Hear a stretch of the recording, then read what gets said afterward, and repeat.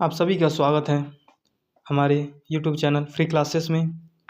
आज हम 1001 प्रश्नों की जो महा टेस्ट सीरीज चला रहे हैं उसका 7 क्लास है, जिसमें हम CDP अर्थात शिक्षण अभिरुचि के मोस्ट इम्पॉर्टेंट क्वेश्चन को कवर करेंगे, जो कि आपके exam pre DLED pre BEd के लिए बहुत ही महत्वपूर्ण होने वाला है, साथ ही CTET और शिक्षक भर्ती के लिए भी।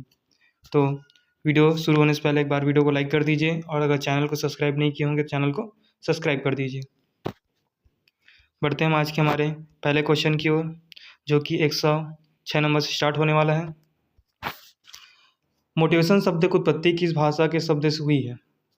हमने अभी थ्योरी क्लास में अभिप्रेरणा तथा मोटिवेशन को कवर किया है, उसी का आज क्वेश्चन को हल करेंगे। पहला क्वेश्चन है हमारा, मोटिवेशन शब्द की उत्पत्ति किस भाषा से हुई है? बताना आपको मोटिवेशन शब्द की उत्पत्ति किस भाषा से हुई है। फ्रेंच भाषा से, लैटिन भाषा से, ग्रीक भाषा से, जर्मन भाषा से। बताइए कि जो मोटिवेशन शब्द है उसकी उत्पत्ति किस भाषा से हुई है, A, B, C या D? तो हमने थ्योरी क्लास में पढ़ा ही है, जो मोटिवेशन अभिप्रेरणा क्या है, हिंदी रूप है, उसका अंग्रेजी रूप क्या होता है, मोटिवेशन। जो मोटिवेशन है ये लैटिन भाषा का शब्द है, इसकी उत्पत्ति कहाँ से हुई, लैटिन भाषा से हुई है। ठीक है, लैटिन भाषा के कौन से मोटम से हुई है? जो मोटिवेशन शब्द की उत्पत्ति लैटिन भाषा के मोटम से हुई है। ठीक है, समझ आए, पहला का रहेगा B। आगे बढ़ते हैं, किस अभिप्रेरणा को आंतरिक अभिप्रेरणा भी कहते हैं? देखो, अभिप्रेरणा के हमने दो भाग पढ़े थे, एक आंतरिक अभिप्रेरणा, एक बाह्य प्रेरणा। तो यहाँ पर आंतरिक अभिप्रेरणा के अन्य नाम पूछा है, तो उसे क्या बोलते हैं? सकारात्मक अभिप्रेरणा, नकारात्मक अभिप्रेरणा, उपलब्धि प्रेरणा या उपरोक्त सभी?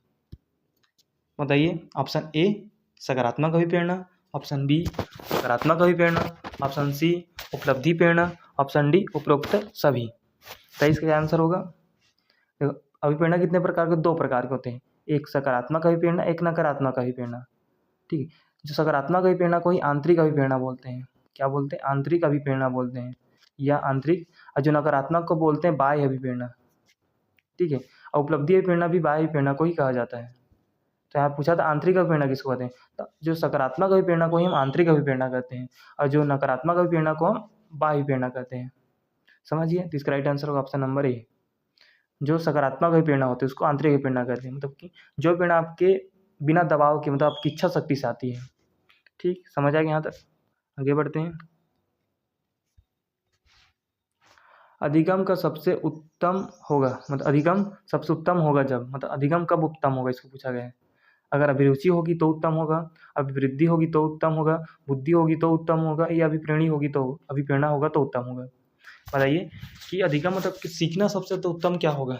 जब आप अभिरुचि लगोगे, मतलब किसी टॉपिक में आपको रुचि है तो अच्छा होगा, अभिवृद्धि है तो अच्छा होगा, इसमें बुद्धि है मतलब आपकी बुद्धि अधिक है तो होगा, या अभिप्रेरणा है तो होगा। तो इसमें सबसे अच्छा मोटिवेशन, अगर आप किसी टॉपिक के लिए मोटिवेट हो, ठीक, रुचि भी होनी चाहिए, लेकिन रुचि के साथ अभिप्रेरणा भी महत्वपूर्ण है। जैसे आपको शिक्षक बनने में रुचि है लेकिन आपको मोटिवेशन नहीं है, लेकिन जब आपको मोटिवेशन मिल जाएगी कि मुझे लाइफ में कुछ करना है, तो आपका क्या हो जाएगा, जो अधिगम सीखना और तीव्र हो जाएगा। क्या हो जाएगा? तीव्र हो जाएगा। तो सबसे उत्तम कब होगा? जब क्या होगी? अभिप्रेरणा होगी। लेकिन अगर इसी में दिया रहा था उपरोक्त सभी, तो हम उपरोक्त सभी लगाते कि अभिरुचि भी जरूरी होती है, अभिवृद्धि भी, मतलब जो शारीरिक विकास भी जरूरी होती है, बुद्धि भी जरूरी होती है, अभिप्रेरणा। लेकिन सबसे उत्तम पूछा, एक लेना है, एक में लेंगे हम अभिप्रेरणा को। ठीक है, इसका राइट आंसर होगा ऑप्शन नंबर D अभिप्रेरणा। मूल प्रवृत्तियां खाली स्थान होती है। जो मूल प्रवृत्तियां होती हैं, जैसे कि मूल प्रवृत्तियां किसको बोलते हैं? जैसे कि रोना हो गया, सोना हो गया, भूख हो गया, काम की भावना हो गई। ठीक है, तो ये क्या होती है? क्या होती है? अर्जित होती है। क्या उसे हम अर्जित करते हैं, या जन्मजात होती है, मतलब हमें जन्म के साथ मिलती है, या दोनों होती है? दोनों नहीं होती। दोनों नहीं होती, हो नहीं सकता, दोनों भी हो नहीं सकता, दोनों अलग अलग हैं। तो क्या अर्जित होती है या जन्मजात होती है? जैसे कि रोना, सोना, जो काम की भावना, ठीक है, ये क्या होती है? ये जन्मजात होती है। भूख आपको जन्म से ही लगती है। तो जो मूल प्रवृत्तियाँ क्या होती है? जन्मजात होती है, जन्म के साथ में प्राप्त होती है। समझ आ गया? आगे बढ़ते हैं। अभिप्रेरणा एक प्रक्रिया है, इससे संबंधित उपयुक्त कथन नहीं है, मतलब कि गलत कथन को आपको बताना है कौन सा। यह व्यक्ति को अपनी स्थिति से दूर रखता है, मतलब अपनी जो स्थिति है उसे क्या करता है? दूर रखता बोला है। यह मनोवैज्ञानिक आकांक्षाओं को प्राप्त करने में सहायता करता है, क्या ये गलत है?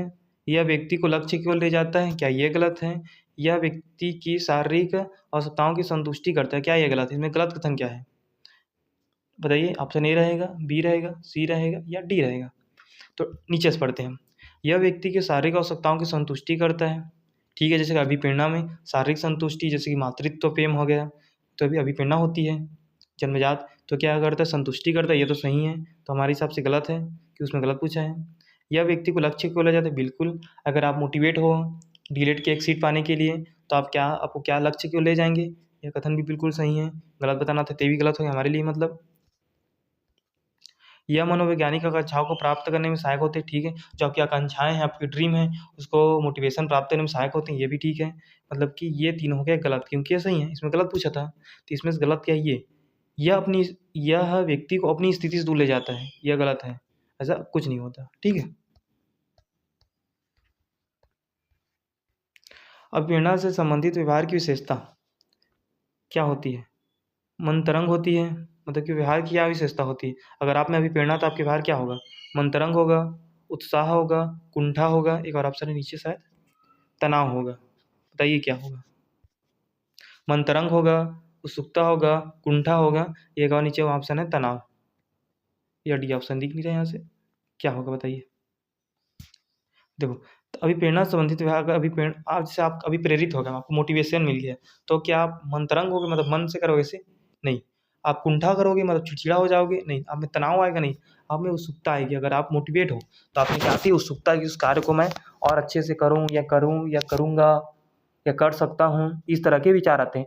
मतलब आप जब क्या हो जाओगे? मोटिवेट हो जाओगे, तो आपके मन में क्या, आपके विषय, आपके जो व्यवहार क्या हो जाएंगे? उत्सुकता आ जाएगी कि इसे मैं कर सकता हूँ, इसे मैं कर ही रहूँगा, कैसे नहीं कर सकता हूँ, तो उत्सुकता आ जाती है, इसको मुझे करना ही है, ऐसे टाइप का। तो अभिप्रेरणा से संबंधित व्यवहार की विशेषता क्या है? तो उत्सुकता है। क्या है? उत्सुकता है, ठीक है। आगे बढ़ते हैं। नकारात्मक अभिप्रेरणा में समावेशित किया जाता है। जो नकारात्मक अभिप्रेरणा है, उसमें क्या आता है? प्रतिद्वंद्विता आता है, प्रशंसा आता है, पुरस्कार आता है, या उपरोक्त सभी आता है? बताइए। नकारात्मक देखो, एक होता है सकारात्मक अभिप्रेरणा अर्थात आंतरिक अभिप्रेरणा, एक होता है नकारात्मक अभिप्रेरणा, तो बाह्य अभिप्रेरणा, तो इसको बाह्य पूछा है। तो बाह्य में क्या होता है? बाहरी कारक होता है, मतलब बाहरी कारक जो प्रभावित करते हैं, वो सब आएगा। प्रतिद्वंद्विता के आंतरिक कारक है, बाहरी कारक? बाहरी कारक है, तो ये भी आएगा। प्रशंसा आंतरिक कारक है, बाहरी कारक? बाहरी कारक है। पुरस्कार क्या है? आंतरिक या बाह्य? तो बाह्य कारक है, तो ऑप्शन रहेगा डी, उपयुक्त सभी। क्योंकि हमने नकारात्मक अभिप्रेरणा की परिभाषा ही पढ़ा था कि जो बाहरी कारक, जैसे प्रशंसा,